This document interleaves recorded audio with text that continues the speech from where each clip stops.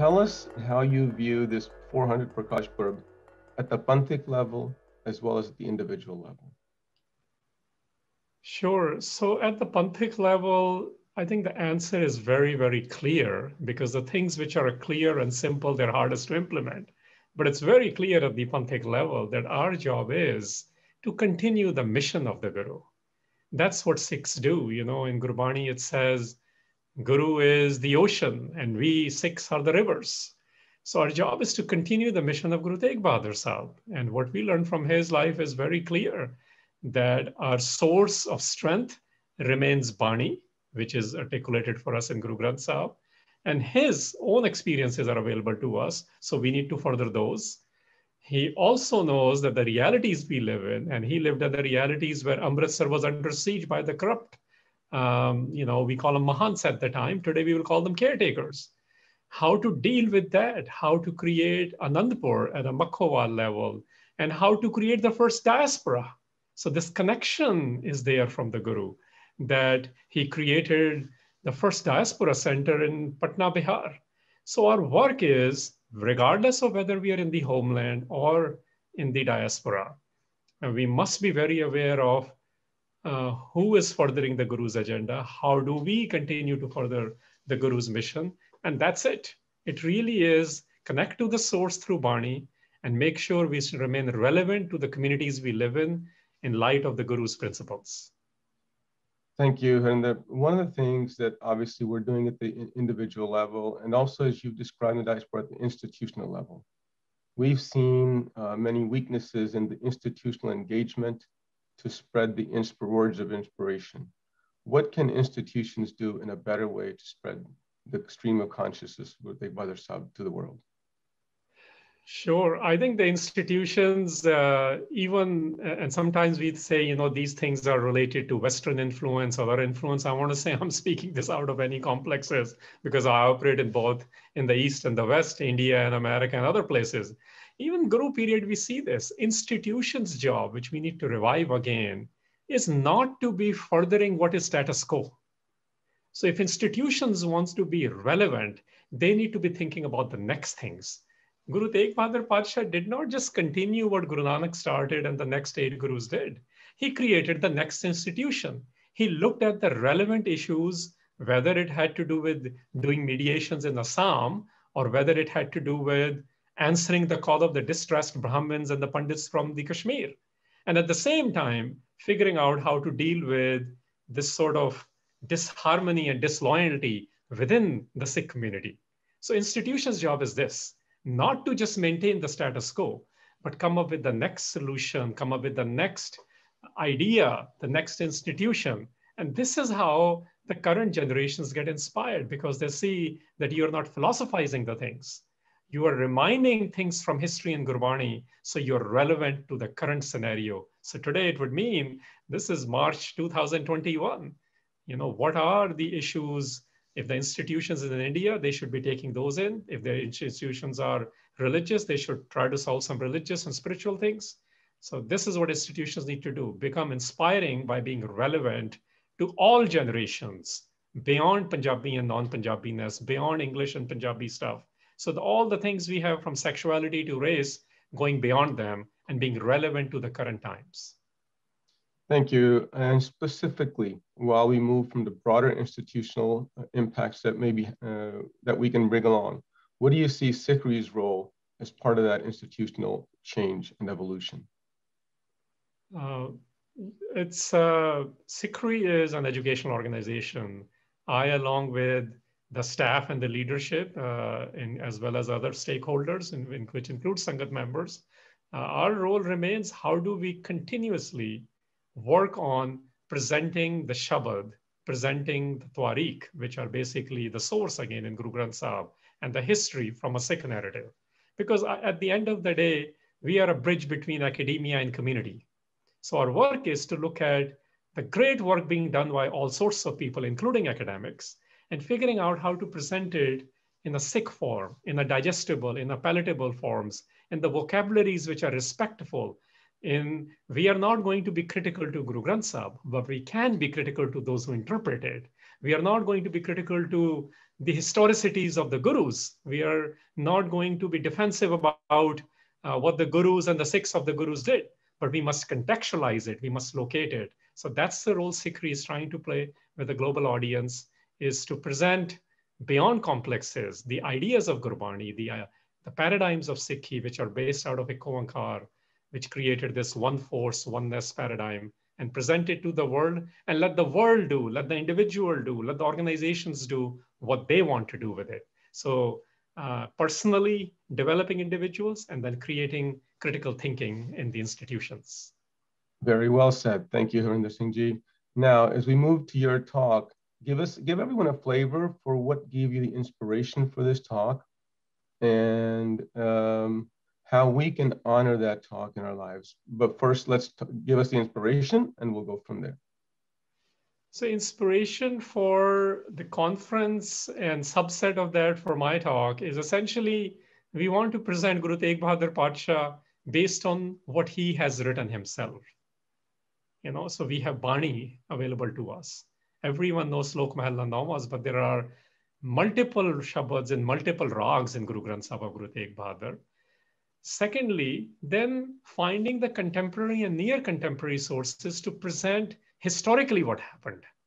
Because there is age of appropriation did not start in the last 10 years. It has been going on since the Guru periods. From the Guru Nanak onwards, people want to present in different perspectives.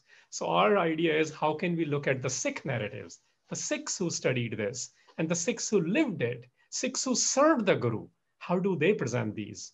And taking those two elements and presenting it to the larger world. So whether we talk about death, whether we talk about politics, whether we talk about contextualizing this in current Indian scenario, et cetera, we wanted to take all those things and bring it in the conference. And that's why we call it the Benevolent Guru. And the topic which I end up choosing, the title rather, for my talk, is actually based on one of the writings of the Guru's poet, where Bhai Nand Goya is telling us what Guru Teghbahadar is in the line of global sort of what the world calls prophets or the gurus or the devtas or the thinkers or the leaders, whatever word you want to use. So that line which he has written in Ganjnama, and I'll talk more about it later, it's from there. So the Sultan, the sovereign of the world and hereafter, which means this world and the world beyond.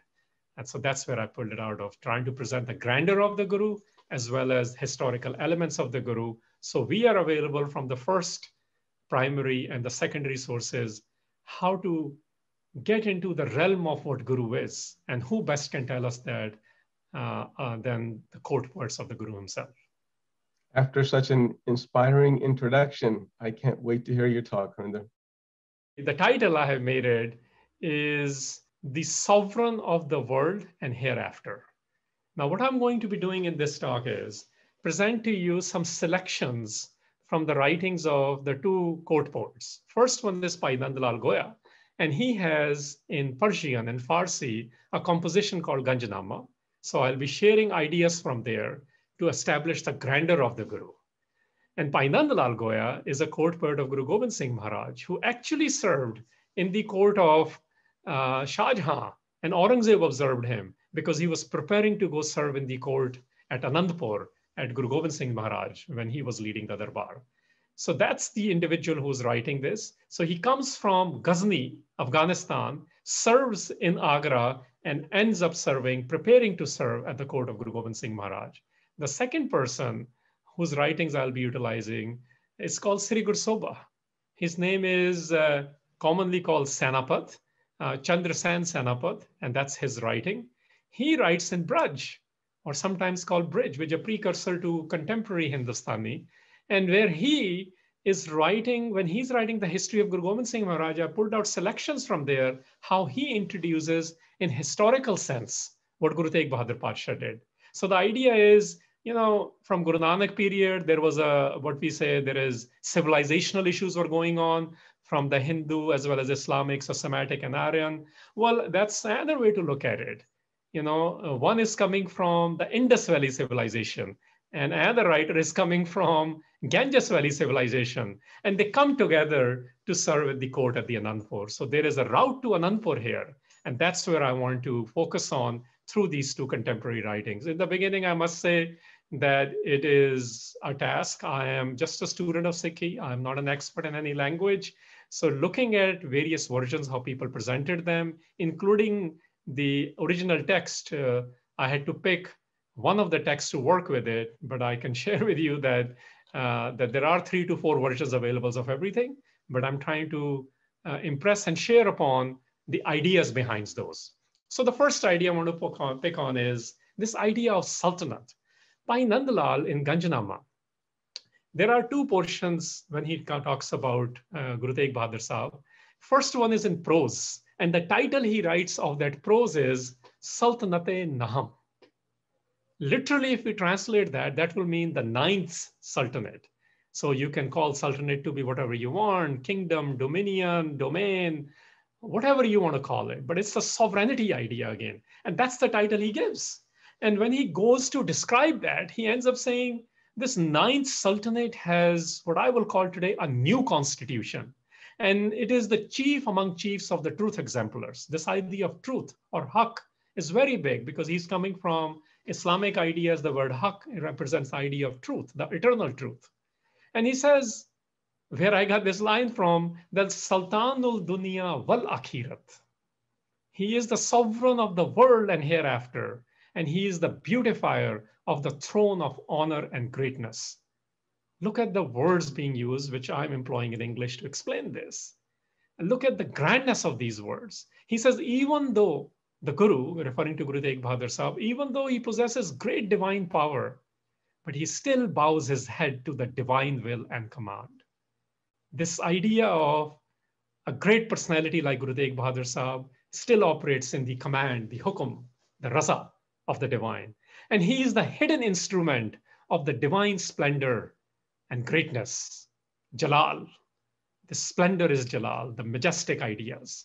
And he's the examiner. This is very interesting. He presents him as being, he's the examiner of the auspicious command followers. Those who follow the hukum, he tests them. And he's the reviewer, a reviver rather, of the impartial, principle-driven devotees. So people who are unbiased, people who want to follow a particular principle, and they're devoted to it, he revives them. So he's working on the average person who wants to be connected to the divine, and he's testing those who are claiming to be the one following the hukum.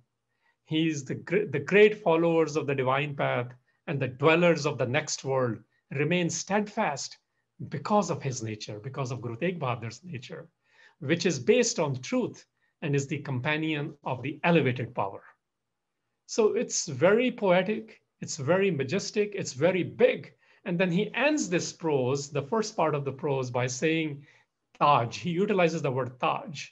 He's the crown of the special chosen lovers, as well as the truth exemplar divine devotees. So this is interesting if you're getting that why this word chosen, because remember it's coming from Islamic ideas, the vocabulary is that, and they have this idea in Semitic traditions where prophets are chosen. So that's why vocabulary sounds like that. But what he's saying is he's the crown of 2 kinds of personalities in this world. The ones who are special chosen lovers, lovers of the divine in that sense, and also the crown of the truth exemplar divine devotees, those who are average people who are committed to divine and are devoted to the divine and who live that truth. That's the first part.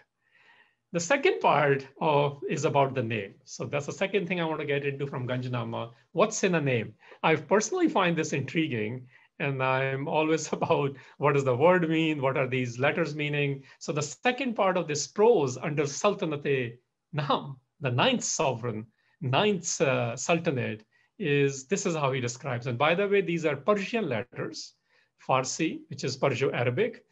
So when I'm explaining this, I'm explaining the English meaning, but in Farsi, those words and explanations started with that particular alphabet.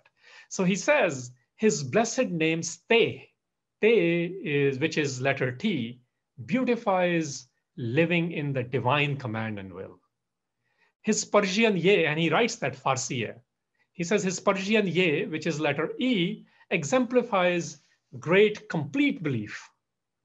His blessed Kaf, Now, those of you who know script, Persian Arabic speak, that the Kaf produces many letters, including Gaf, which is what is the letter G. And that's why the word Kaf is being said, because Gaf is born out of that as well. So he says his blessed Kaf or Gaf, letter G, exhibits his graciousness in humility from head to toe. Graciousness in humility from head to toe. And his name's Bay, which is letter B, with Hey, which is letter H, ornate the council of knowledge and education. Actually, the word uses mahfil, and mahfil has to be contextualized. It could be entered for entertainment. It could be a court. Here I'm saying it's the council, the divine council. And that's what the B and the H stand for. It's the council, which it ornates the council of education and knowledge. And the eternal originated Aleph. Aleph in Islamic vocabulary is where the Allah started, and hence the idea of eternal. He says that letter Aleph, which represents A, the long A sound in Bahadur, decorates the faith and the truth. And his infinite wisdom, Dal, which is letter D, rules both worlds, but in a very just manner. And the last ray, which is the letter R, knows the hidden divine ways and forms the foundation of the highest truth. So this is how Bhai Nand Lal Goya incorporates the Farsi sort of alliterations using their letters and presents the grandeur of Guru Teghbahadar Sahib. And quickly, I want to get into the second part of Ganjnama. This is the poetic part. And the poetic part, the title he writes it, Vaheguru Jio Sat. So the word Vaheguru is employed. And it says very clearly, if you interpret that, it means revered Vaheguru, which is awesome wisdom, is eternal. And in explaining that, in those 5 shares which he put together, you know, he actually starts with his name here, where he says, Guru Teghbahadar Sarapa Afzal. From head to toe, Guru Teghbahadar is act of kindness. And he beautifully radiates the divine counsel with splendor. So there comes the word mahfil again. Zinat aray mahfil jaho jalal. So from head to toe, Guru Teghbahadar is act of kindness.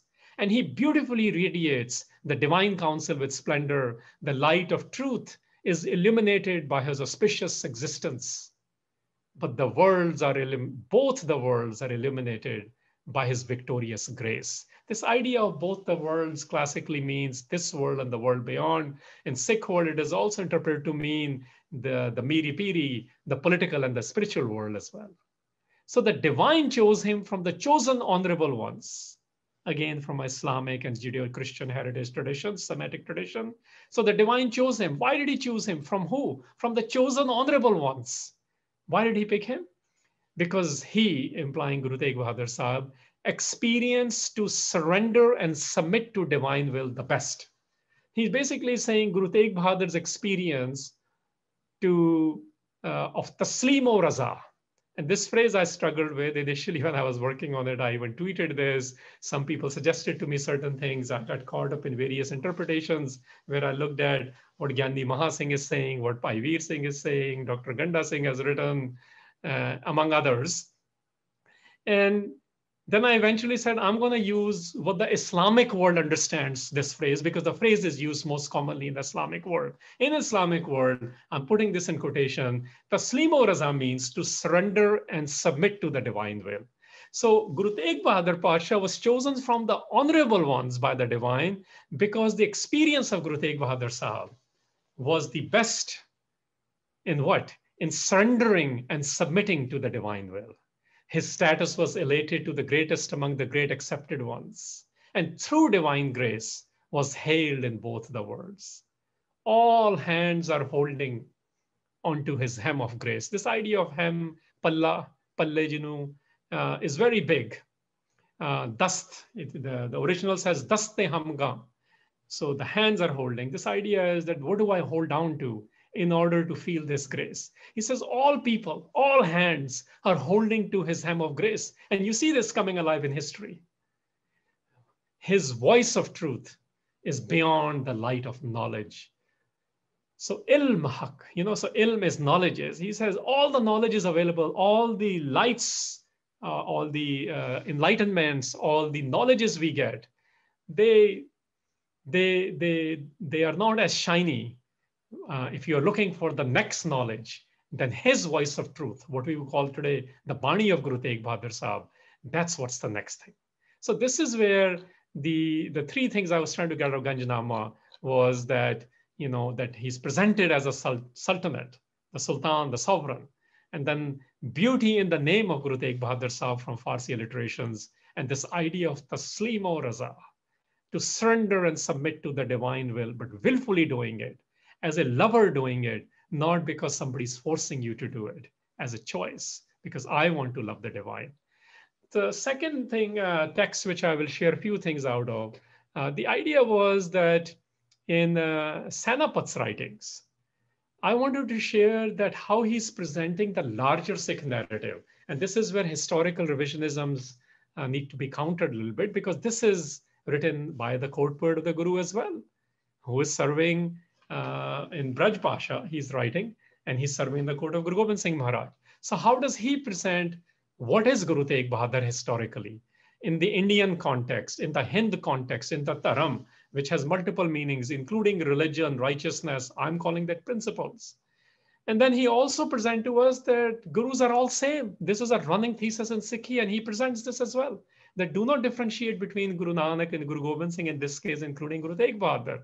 And then how Guru Teghbahadar physically established institutions in Makhowal and developed the legacy, started the legacies, which we see in Sahibzades as well. So in this selection, what I wanted to start with is that, again, there are varieties. There are variations of what has been written depending on Dr. Ganda Singh's text. And that's the one I am keeping as the basic text. And where he says, he starts with, Pragat Bhai Guru Teghbahadar, Sagal Srisht Pe Tapi Chadar. And this I want to spend time on. Guru Teghbahadar was revealed to the world, and whose domain covered the whole creation. And this is very important to understand. Sagal Srisht Pe Tapi Chadar. Tapi is to cover, to provide, to protection is the idea, to the whole creation, Srisht. And then he explains, what does this Srisht include? And he says, Karam Taram ki jin pat rakhi. So he includes the idea of Karam and Taram, which are very big in Indic traditions. And Braj language is utilizing this because people of the Ganges Valley are being brought in to understand what Guru is doing. And here he says, when the domain covers the whole of the creation, and which protects the honor of the Karam, the act or the deed, as well as the Taram, which is what I'm calling the principle. You can call it religion, righteousness, discipline, whatever you want to call. So it includes that. It is not limited to only the Karams and Taram, but it includes because it's about the larger creation.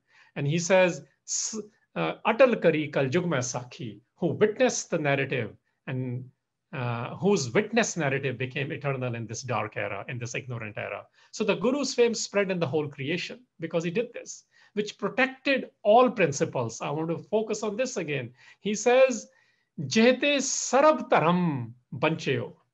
This is very important to understand. However you want to interpret the word taram, but it says sarab taram bancheo.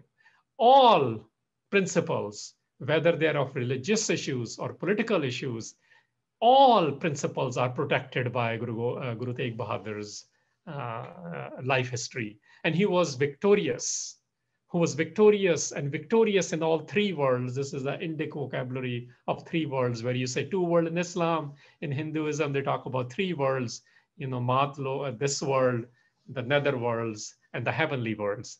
And this is how the Guru protected the honor. And then there's a case study mentioned. So there's a larger thesis of the Guru. He says, how did Guru do this? Did he just talk about it? As the European Enlightenments were talking about, they might defend somebody in dissent, but they weren't sure if they could. Well, Guru Teghbahadar actually did it. So it actually says then, how did he do it? He says the Hindu forehead mark, the tilak, sacred thread, the janeu, the religious centers, the taramsal, they exist eternally now due to the Guru's compassion. So this idea of Satgur Tilak Janeu Ar Taramsala. So he completely covers. He says, this is the case study. Guru did it. And Guru did this. And after doing all this, he left this world. But they exist. The reason they survived, the Kashmiri Pandits and Brahman, and eventually the idea of what is now called generally the Hindu idea, they exist eternally due to the Guru's compassion. In principle, the Guru departed for the divine abode. The next Guru became known as Guru Gobind Singh. So this is very, very important for us to understand that Hind with each other is a subset of protector of humanity. Dharam di Chadar is a subset of protector of humanity. Guru protects regardless of their political affiliation, their sexual orientations, their ethnicities, their races, their genders, and everything within, because Sagal Srisht pe tap each other.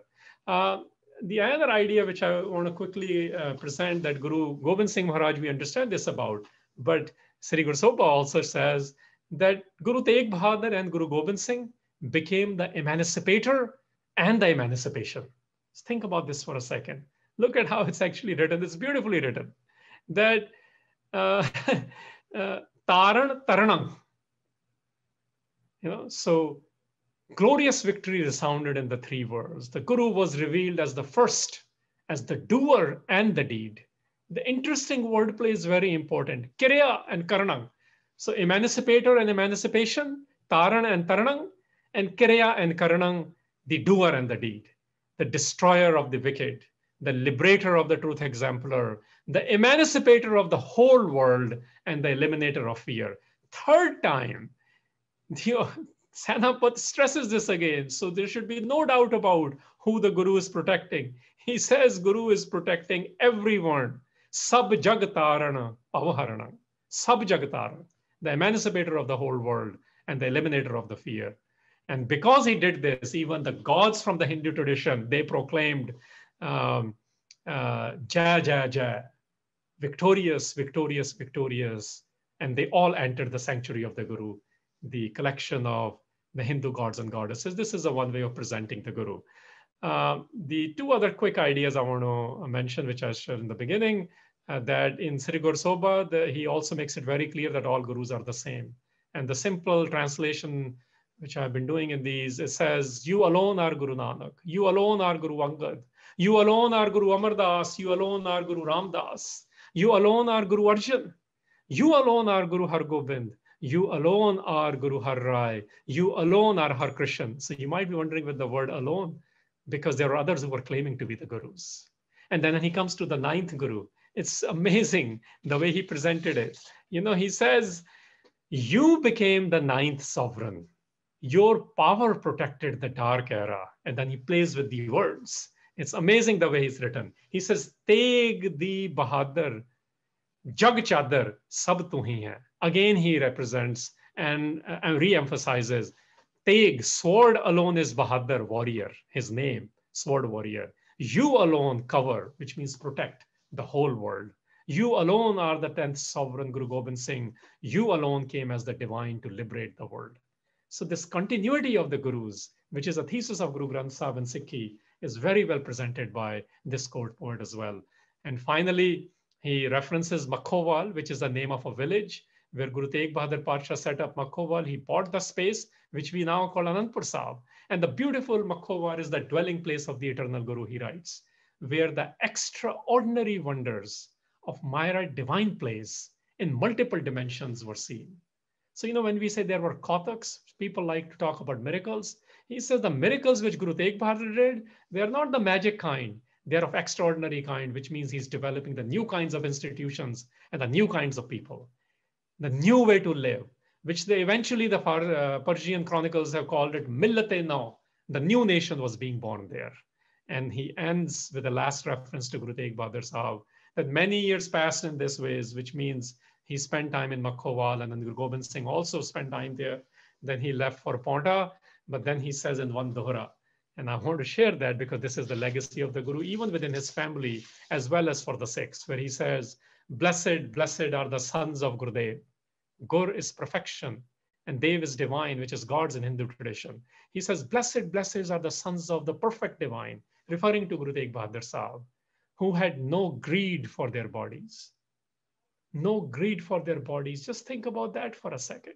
I mean, I don't even know how to present this at the highest levels, because what this is saying is when you have no attachment to your body, then you can become like Guru Teghbahadar. Then you can become like the Sahibzades. He's referring to the Sahibzades.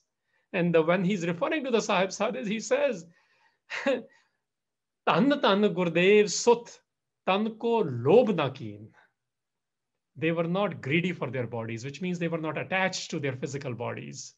And he says they protected the principle, they protected this dharam in the dark era to receive fame from their grandfather, referring to the Sahibzades. So that's the beauty of the contemporary writings of Bhai Nandlal Goya as well as Chandra and Sainpati, who are both court poets of the Guru, who tell us about the grandeur of the Guru, who tell us about how to historically locate the Guru, to not get caught up in Punjabi politics only, Sikh politics only, Hindutva politics only. We must be able to contain everything. And Guru Teghbahadar then rises to this highest level of Sultan-ul-Duniya, Wal-Akhirat, the sovereign of the world and hereafter. Vaheguru Ji Ka Khalsa, Vaheguru Ji Ki Fateh. Thank you, Harinder Singh Ji. One of the things I was looking for in the presentation, which you brought out so eloquently, was contextualizing for us Sri Guru Granth Sahib, Guru Teghbahadar Ji's life with Gurbani and with real examples. And you brought all of that forward to us. So thank you very much for that very eloquent presentation. We have many questions from the chat, and we can move forward. I have some own questions, my own as well for you. So I don't know where you want to get started, but maybe we can begin with one of the things that was presented. I think it's a dichotomy we all face when reading Guru Granth Sahib and our own living our lives. The question first came up is what and how do we understand divine will and the idea of free will and how to do that in the context of a hukam. So please try and answer that question. Sure. Well, we are missing Dr. Ishmeet Kaur. It would have been nice because it was a combined panel, but I will attempt to answer this from the life of Guru Teghbahadar Pasha and his own Bani, because our focus is on him today. We are celebrating the illumination he brought. So it is less really about other things, if you ask me. So within the context of Guru Teghbahadar Sahib, he's writing this. He's saying that I have, if you even just study his Slok Mahalla Nawaz, he continuously writes, what does it mean to be free? He has sloks on that. What does it mean to be enlightened? And he's targeting those questions to the mind because these are mind questions, right? At the end of the day, when you live certain things, you have transcended that. He's also asking questions regarding the various aspects of life, what the mind thinks about our childhood or youth, what a mind thinks about people with high net worths and large families. So when he's going through that journey, he's saying, I have observed all this. I am witnessing all this. At the end of the day, what makes sense to me is that there is this idea of Ikovankar, lovingly sometimes called Bhagwan, Bhagwan, and he invokes this, is the adorable one, is the fortunate one where we feel this connection to. And he says, the divine will is when I am able to see the larger connection with everything in the world. When I am not able to see it, I am seeing connections to things, people, relationships. So living in divine will is not a harsh or a hardened or sort of a dominating thing in Sikh tradition at all. It is actually when I am coming in connection with, in sync with the larger sort of natural laws, what I like to call the force, the Ikovankar ideas. So our will is not in contradiction to it. We have our own conflictions when we deal with those, when we bring them in line with the larger phenomena around us, what in Sikh is called the culture of Naam. And Guru Teghbahadar Pasha invokes that. He says, what really matters is if you want to come in divine will, and he explicitly answered this as one salok, he says, what remains in this world? So if you figure out what remains, you have come in the divine will. He says, Naam raheo, sadhu raheo gur gobind. He says the Naam, this idea of Sikh culture, what we call is of Naam. The identity, the existence of the divine remains. Existence of the one remains. Sadhu rayo. Sadhu means sadhana, the one who is disciplined. In Sikh tradition, the discipline of Naam, the one who practices the discipline of Naam remains. Rahayo Gur Gobind, the wisdom which is like the divine also remains. So if we want to remain is the next line, practice this. So divine will is coming in connection with, coming in sync with the larger ideas around us, what we now call culture of Naam. And that's what Guru Teghbahadar Patsha is presenting as well within his life. He did not fight, for example, he's fighting the issues, but he is very aware of what is happening in South Asia at the time, in Amritsar at the time, within his family at the time. He's looking at what is happening in Bihar, Assam, and Kashmir at the time, as well as all its consolidation at the power of Delhi. But he continues with this because he believes he's connected to now. Thank you for that in-depth explanation, Harinder Singh. One of the things that sort of actually brings it right into the next question that comes up, and that is, as we move into that thought process, that culture of Naam and Guru Sahib's principles that are brought forth in today's world, where humanity's headed, how do we bring that culture of Naam into the essence of our lives and in the essence of humanity today? Sure. It's a bit repetitive, but I'll get more specific here. Well, we do it by becoming Naam-centered ourselves. So what that means is, again, in the journey of Guru Teghbahadar Sahib, let's look at it. You know, think about this for a second. This is just for explanation, because certain things we can't understand, but the mind needs to understand, and it wants certain answers. You know, he was past Guruship. He was bypassed. Imagine how we feel when we are bypassed, whether at work, whether in our relationships. He fought, his original name is Tyagmal, you know, and he fought battles, the first battles in Sikh history with his father, Guru Har Gobind Sahib, right? So he is looking at life. He is looking at life. He is being given particular trainings and he is bringing them into his life. So when we are learning about Gurbani, the life of Guru Teghbahadar Sahib, when we read the sloks or his Bani, when we study the history and the sources of knowledges, of illumination from his life, part of those need to start affecting us. It's a journey. And we have a big journey in front of us. He literally was the second most traveled guru as well. And look at his journey from Amritsar to all over South Asia, more on the Ganges Valley civilization, and then back to Anandpur Sahib and Amritsar, and back and forth from Bihar as well. So in our journeys, we have to confront realities and work at our level, we will call it habit changes, but also working on the next agenda for myself and the organizations and institutions and networks we are part of. Great, thank you. Thank you very much. I did want to when you mentioned journey, I did want to go into another topic from journey, but somebody else's questions here, it's very important for us to answer. In the Ganjnama reference that you gave, there's an description, the opening 11 couplets are an invocation to the Guru, who raises men to the level of gods, to whom all gods and goddesses are slaves, and without whom there is only darkness in the world. In the Risala Dar Awal, in Nanak Shah Darwish, its account of its martyrdom shares, the emperor called Guru Teghbahadar to the Deccan. The Guru insisted that he's a mere devotee of the God. He also explained that neither his name, Teghbahadar, nor the epithet Sacha Patsha are used for him to apply his temporal aspiration, and the Guru cannot work a miracle. The emperor at the time orders execution. Given these two quotes, how does one reconcile a difference between raising men to the level of gods and yet not accepting the immense power and responsibility bestowed upon him during this temporal time? Was it simply Guru Teghbahadar's humility, or were there qualities of his character in play? So that's a great question. And I tried to take us through that journey when I was presenting the Ganjnama's two portions. So one is what Guru Teghbahadar Pasha himself writes. Second is what the two court poets wrote.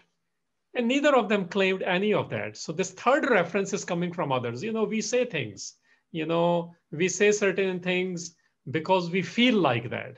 You know, I remember when first time I went to Pakistan in 84, I walked into Nankana Sahib. These Muslim brothers were singing a song saying, "Dharti te Rabb aa gaya, oh Rabb aa gaya, jehda sab de dilan diyan jaane." Well, now technically and theologically, there is a tension there. But what is being said is that lovingly certain things get said because they feel this is the rub for us. So my point is the Guru himself, the Sikh writings from the two court poets I mentioned, as well as in Guru Granth Sahib, do not say that Gurus are God. In fact, the writings which I quoted today were saying that in the councils or the honorable ones or the chosen ones which were available to the divine, Guru Teghbahadar was selected to go do this on this earth. So I don't see a tension from a theological angle, but yes, in some historical texts, that reality does exist. Sikhs, that's why I need to focus primarily our sources of knowledges need to come from more Sikh writings and more of Guru Granth Sahib writings. Thanks for providing the additional detail. As I think in the historical context, as you well know, Sacha Pasha was used, or Pacha plus other terms were used to describe the Mughal rulers at that time in their own historical terminologies. But as you mentioned, Guru Granth Sahib, that's another question that came up. The word Shabad, and what really is Shabad, and similarly Naam, and how are they linked?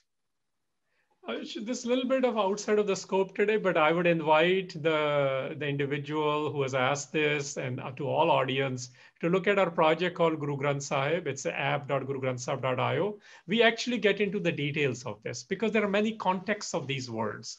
But in generic sense, the simple answer is this. Shabad has many meanings, but at the highest level, the meaning is the wisdom, which we are calling the infinite wisdom, which is really for the mind, when we are trying to learn the knowledges. And Naam is the existence of the Eko-Ankar, which really is for the heart, for us to live. So they come together in the Sikh world.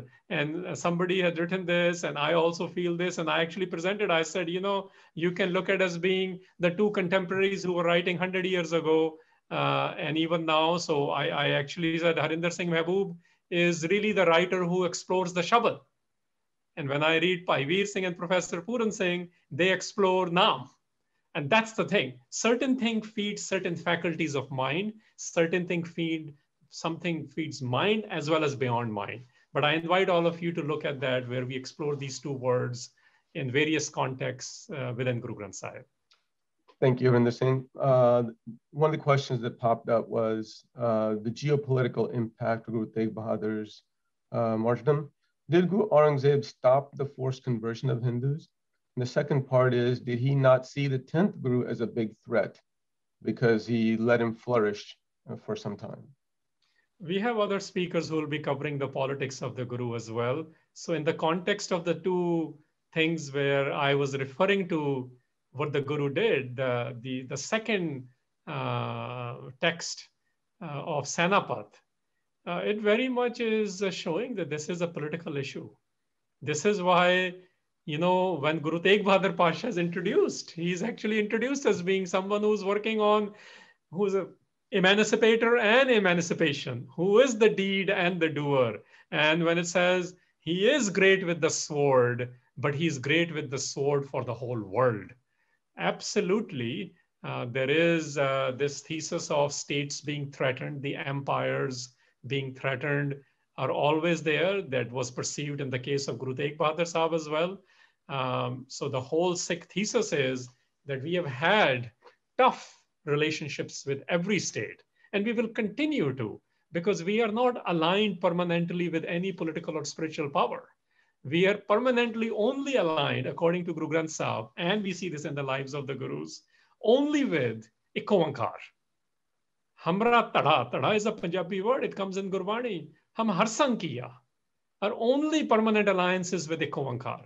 Every other alliance is based on the issue, based on the project, based on the struggles. And this is why you will see, even in the case of Guru Teghbahadar Sahib, even when one Rajput king wants a particular mediation with the king of Assam, who actually reported to Aurangzeb, he has no problem doing that. In fact, he does it. He mediates them, because he's not going to hold something against someone because in a particular space in Rajasthan, he was aligned with Aurangzeb.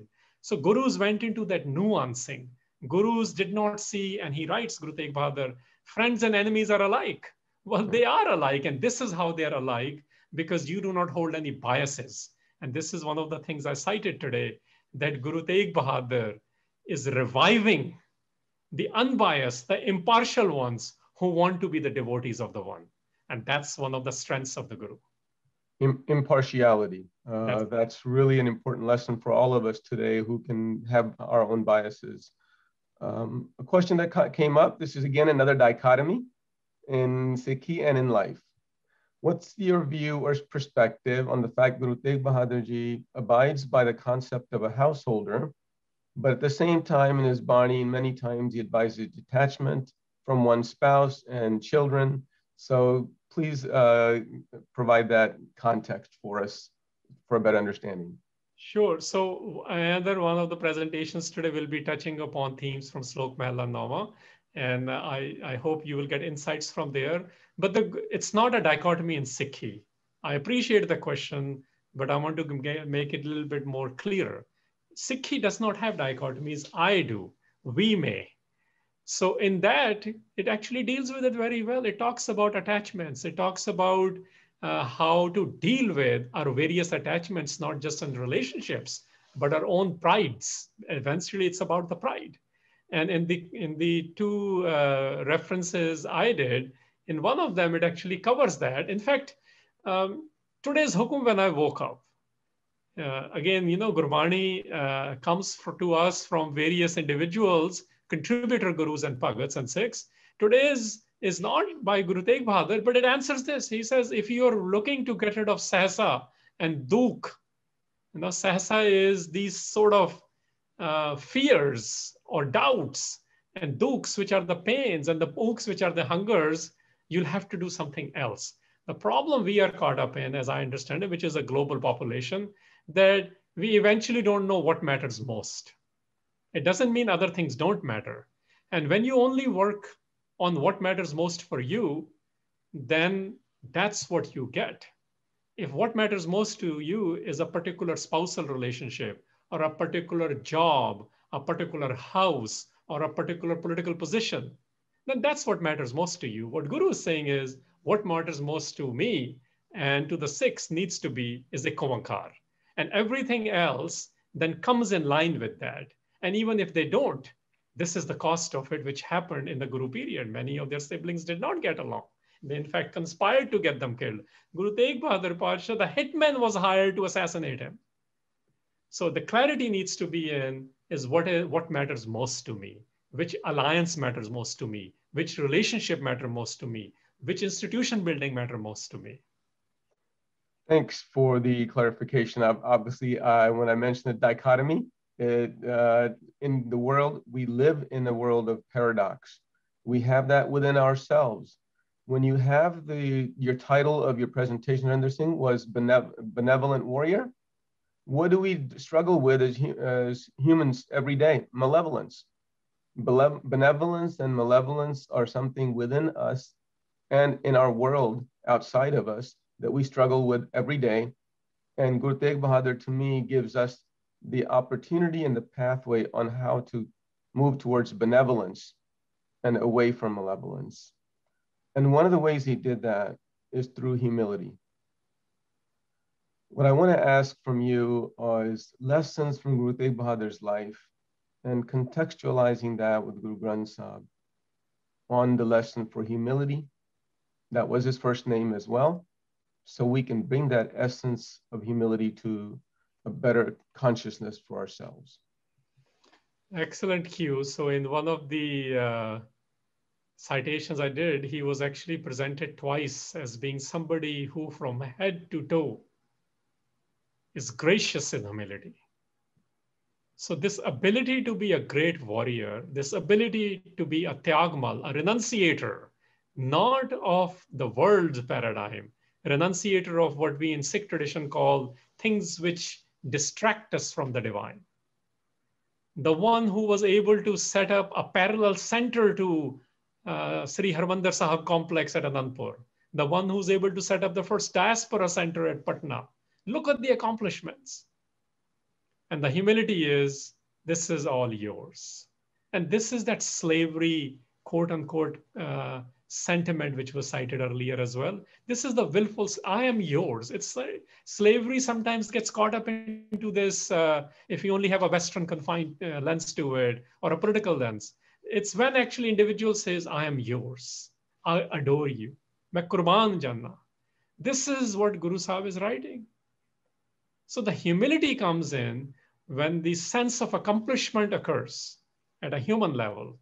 At the Guru's level, I just highlighted few and you will hear more from other presenters. When at my level, when there's a sense of accomplishment, is it really me who did it? The vocabulary matters, the intent matters, and how you share that sentiment with your groups and subgroups and the people of the world, everything matters. So it is not, and this has been in the Sikhs. You see this coming in the larger Sikh community. You see this coming when everyday Sikh, in the name of the Guru, is at the farmers' protest, which has now become farmers' movement, in whichever capacity, as a writer or as a langar provider or trying to do mediations. So I think that sense is in the Sikh psyche. These two writers who I try to bring in more is to bring those more clarities, that if we are getting distracted by too many pieces of information which might not be as clear about who the Guru is, let's become more clear. And part of becoming more clear is that regardless of our accomplishment, can we from head to toe, sarapa, that was the phrase, from head to toe, become an embodiment of humility. And that is a sign of being gracious as well, which was articulated by Bhai Nandlal Goya. Very good. Thank you for that answer. And as you mentioned during your answer, one of the words you used was distraction. An individual who didn't have distraction was Makhan Shah. And he also gave us the journey to the Guru. I want you to provide us a context of that journey and away from distraction to reaching the Guru. Great. Here is one way to look at it. Makhan Shah Lobana was distracted earlier as well when he didn't know who the Guru was, but he knew that he needed the Guru's help, Guru's protection. I'm going to come back to the Srishti each other. The Guru's protecting everyone, but do I have the relationship to even acknowledge or realize who the Guru is? But once that clarity came, he's the one who declared to the world, no, there are many pretenders. I have discovered the Guru. So the desire is like us who are distracted. We do have a desire. Every day, Sikh, non-Sikhs, Punjabis, non-Punjabis, sometimes we reduce this. People have the desire to be with the wisdom with capital W. In this case, embodied through Guru Teghbahadar Sahib. And we want that, but we are distracted. And sometimes we get clarities in those distractions. And when we do have the clarity, we must seize that. We must not remain distracted. We must become focused. We must proclaim what the Guru did. And when the time comes, when the Delhi was so unkind to the Sikhs, including to Guru Teghbahadar Sahib, even then there was enough clarity that everything can be given in the name of the Guru, as did, one picked up the head of the Guru, because the head always belongs to the Guru. State cannot take it. Head has your thought, and head has this submission to the one. So one Sikh had the clarity, and we will today call the guts, the love, no fear, enthusiasm, all these things which we've been talking about, that he picked up the head of the Guru and took it to Guru Gobind Singh Maharaj in Anandpur Sahib. And another one said, my house is totally worth to be used to do the last rites of the Guru, which state is not allowing. That's the clarity. We all want this clarity. I deeply believe this. Everyone wants it, regardless of our labels and how we look, we do. And when that comes, there comes a moment when there is no calculation.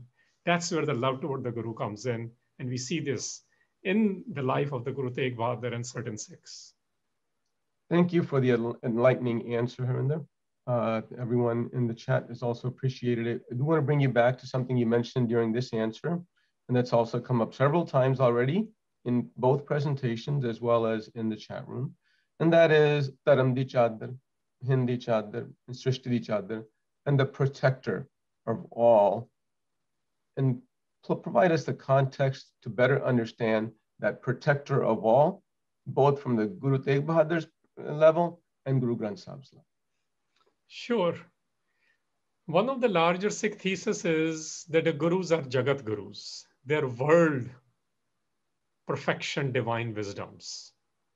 And we see this in the life of Guru Teghbahadar as well. So the original sources, when it came down to what happened in 1765, because it's a historical thing, I'm going to put it in that context. What happened and what is the narrative of what happened in 1765 in what we now call the spot where the Gurdwara Sikh Sahib is. So the original court poets are writing that Guru is protecting the humanity. Guru is protecting the creation. And within that creation, Guru is protecting the individuals who even practice a particular karam or particular taram. And then he goes back to re-emphasize Sainpati it is, because he's using the vocabularies of what I was calling the Ganges civilization, the Braj. What is today's Hindustani's predecessor? 200 years ago, everyone wrote like this. And when Sainpati is writing, he says, Guru is protecting that as well. So the narrative gets changed or is not as clear when people like me write. We have a limitation. I have not seen the Guru. I have not visualized the Guru. I read a couple of books. I have no relationship with the Shabad or not enough of a relationship. Then I will end up using some other vocabulary, even in my good interest or good intention, something which reduces the grandeur of the Guru or the legacy of the Guru. So I look at it as being the original sources are providing, the contemporary one, that Guru is the protector that covers the humanity. And then later day, 100 years later, 200 years later, they become more Taram and Hind. So Taram is important. Yes, Guru is protecting Taram, original source mentions it. But what is Taram? It is not just religion or just the religion of the Hindus. It is anything and everything which a particular ideology or its followers and adherents are practicing. So it's the principle Guru is protecting.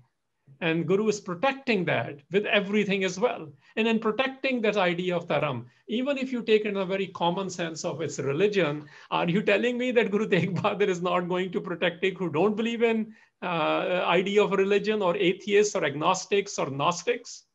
No, of course not. That's what this is saying. And then the Hind each other, there's a geopolitical reality of it. The Hind word gets used in multiple contexts. It is not used in any of these writings. It comes in much later, maybe 200 years later. But we understand that it means protector of Hind. Al-Hind word in Persian writing is used for South Asia as well, subcontinent of India.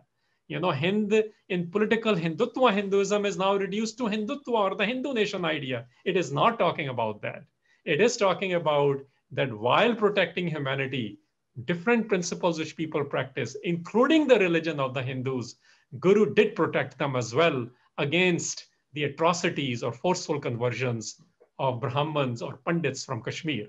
So that's the larger sort of a way to look at it. At the end of the day, I will actually repeat that line, and let me just find that very quickly, if I may, because those lines are very, very important. When Guru Teghbahadar Pacha is introduced, when Nami Patshahi in that thesis, he says, Tegh ki Bahadar Jag Chadar Sab Tuhi hai. So even after explaining the idea of Srisht, Karam, and Taram, and in a different context, when all Gurus are being presented, when Guru Teghbahadar Pacha is introduced, he says, Jag Chadar Sab Tuhi hai. Again, to emphasize, it's for the world. It is not just for Hind. It is not just for Taram. It is for the world. It's for the creation. And that is the Sikh thesis. Wherever we live, wherever Sikhs have gone, I mean, even in America, we are fighting the battles 100 years ago and we continue to. Hopefully, we get more inspired from the life of the Gurus, how to deal with institutions and states and different alliances. What happened in Georgia today? What is happening in Delhi? We must know how to confront these reality. So Guru is not reducing it to particular ethnicity or religion or groups of people. He's creating a new millat, the new nation, which has a new constitution. And this is the new constitution, which is the Guru Granth Sahib, And that new constitution is our charter. It is not just scripture. And that charter starts with Ikovankar. There is only one creative and pervasive force. And we are going to be those Jedi warriors who are going to feel the force and amplify this force.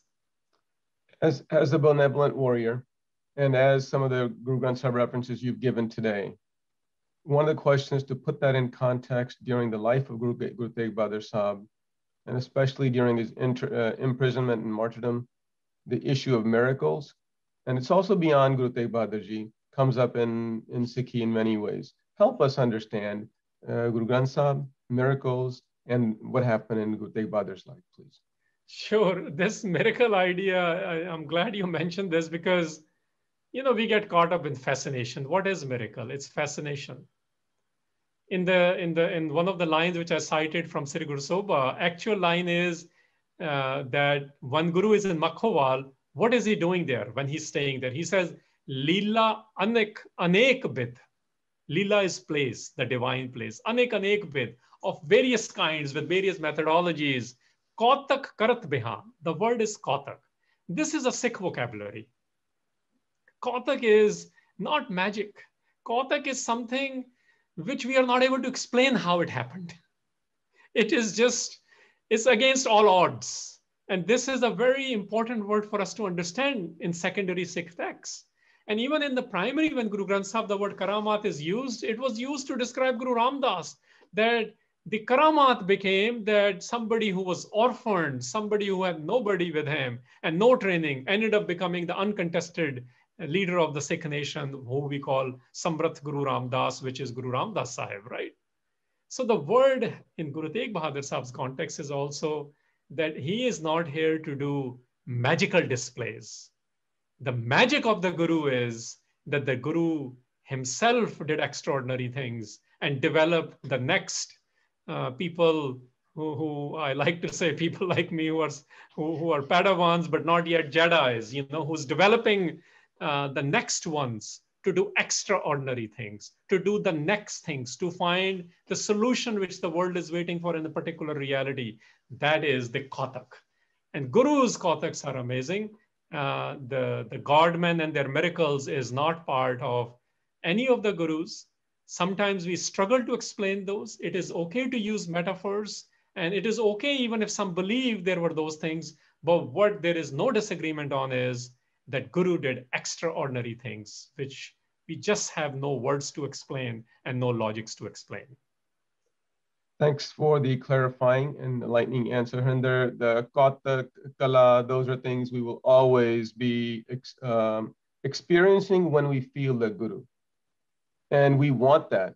And that's a challenge for us because as humans, we are always in that dichotomous stage of malevolence without benevolence.